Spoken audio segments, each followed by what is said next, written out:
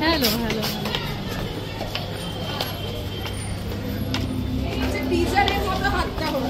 আচ্ছা টিজার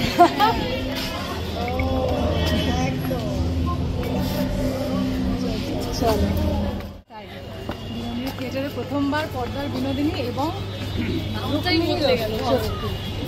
মানে আমি এতটা খুশি এবং নার্ভাস প্রথমবার।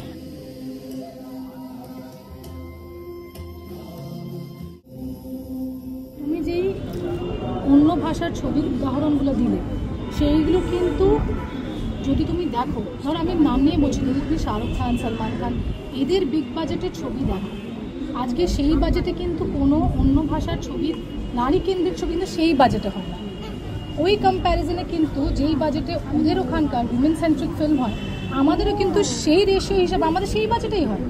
কিন্তু এই প্রথমবার ছিল যে একটা সেই লেভেলে, মানে একজন হিরো যেই লেভেলে একটা সিনেমার বাজেট হয়, সেই লেভেলে একটা হিরোইনের সিনেমার বাজেট, যেটা বম্বেতে বা সাউথেও কিন্তু হয় না, ওখানে কম্প্রোমাইজ করেই বানানো।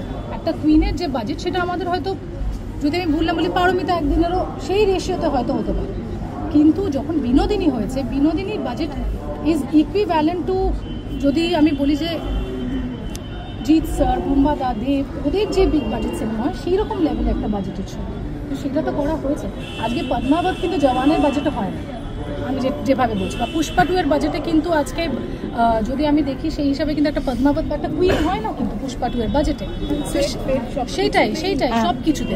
তো ওদের যারা সুপারস্টার হিরো, তাদের বাজেটে কিন্তু সুপারস্টার হিরোইনের কিন্তু সিনেমাগুলো হয় না, হয় ছবি কিন্তু তার থেকে কম। আমাদের এখানে সেটাই, কিন্তু সেদিক থেকে বাংলা পিছিয়ে নেই, বাংলা বরঞ্চ অনেক বেশি নারীদেরকে এগিয়ে রেখে প্রচুর সিনেমা করে, নারীদেরকে বরঞ্চ অনেক স্ট্রং ক্যান। যদি আমি নিজের কথা বলি, আজ আমি টেক্কাও করেছি, আজ কবির করেছি, ককপিট করেছি, কত স্ট্রং রোলস। আজকে আমাদের এখানে প্রচুর নারীদেরকে নিয়ে ছবি হয়, হ্যাঁ, কিন্তু বাজেট।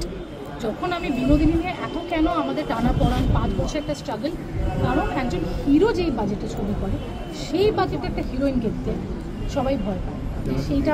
সেইটা আমাদের কিভাবে রিকভার হবে কি না হবে, সেটা কেউ দেখতে আসবে না, সেইটা ছিল সব থেকে বড় লড়াই। এবার প্রত্যেকটা জায়গায় তোমার লুকসটাই প্রথমে তোমাকে ডিফারেন্ট করে দিচ্ছে। You are choosing your character in that way.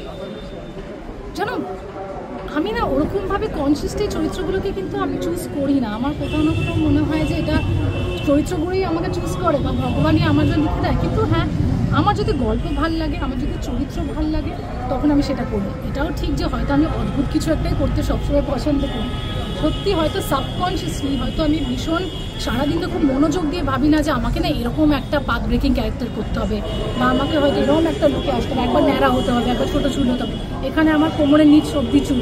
So এই সব কিছু, মানে যদি আমি সে অর্থে বলি 2024 থেকে আমার শুরুই হলো বুমারাং নিয়ে, যেটা একদম ভবিষ্যৎ নিয়ে একটা ছবি, একটা রোবট।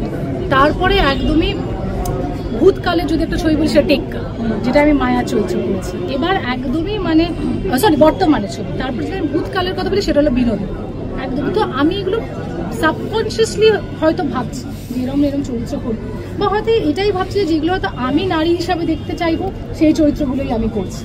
তো কোনোদিনও ভাবিনি যে আমি পর্দার বিনোদিনী হয়ে উঠবো, কিন্তু এটা হয়ে গেল। যখন আমার কাছে এলো, আমি পড়লাম, শুনলাম, ভালো লাগলো, প্রচণ্ডভাবে মুগ্ধ হলাম। এটাও ভেবেছিলাম যে কোথাও না কোথাও তাকে তার জায়গাটা, তার যোগ্য সম্মানটাও ফিরিয়ে দিতে হবে। আমার মনে হয় যে মানুষ হিসাবে না আমরা সবসময় স্বার্থপর হয়ে উঠি, শুধু আমরা নিজেরটুকুই ভাবি যে আমি এটার থেকে কতটা বেনিফিট পেলাম, আমি 2 টাকা দিয়ে কিভাবে আমি 5 টাকা ফেরত নেবো, এই জিনিসটা আমি হয়তো এখনো সেইভাবে ভাবতে শিখিনি। তুমি কি এক দুয়া আর সিজন গ্রিটিংস দেখেছিলে? তার জন্য কি মুভ হয়েছিল আর কি?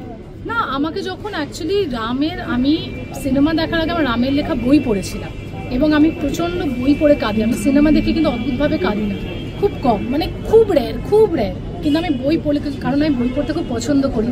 আমি ওর কয়েকটা বই পড়েছিলাম যেখানে গল্প, আমি কাঁদতে কাঁদতে ফোন করেছিলাম।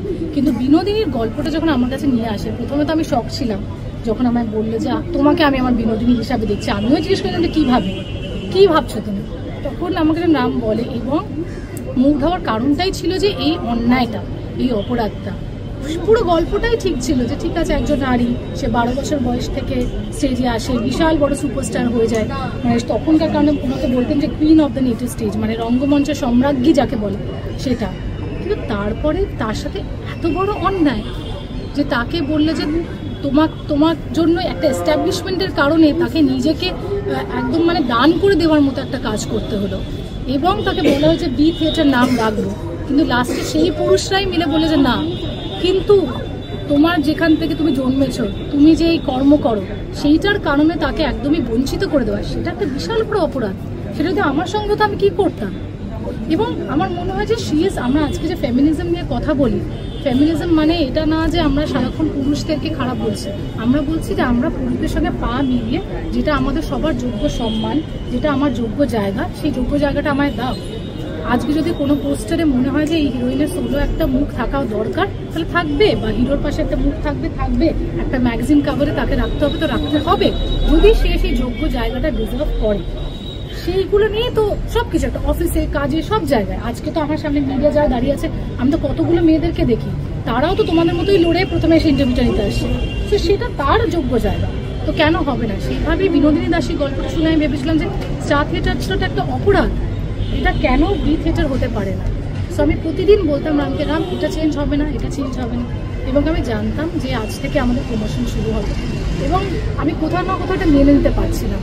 হয়তো সেই কারণেই দিদিকে ওই অনুরক্ত করা, বলা, এবং মানে যেটা করে দিলেন, এটা সিনেমার জয় নয়, এটা মানুষের জয়, এটা মহিলাদের জয়, মানে সারা জীবনের জন্য। তাই আমি বারবার বলছিলাম অসংখ্য ধন্যবাদ যে আমাদের মাননীয় মুখ্যমন্ত্রী এইটা করে দিলেন, এটাকে বিনোদিনী বি থিয়েটার না, বিনোদিনী থিয়েটার করে।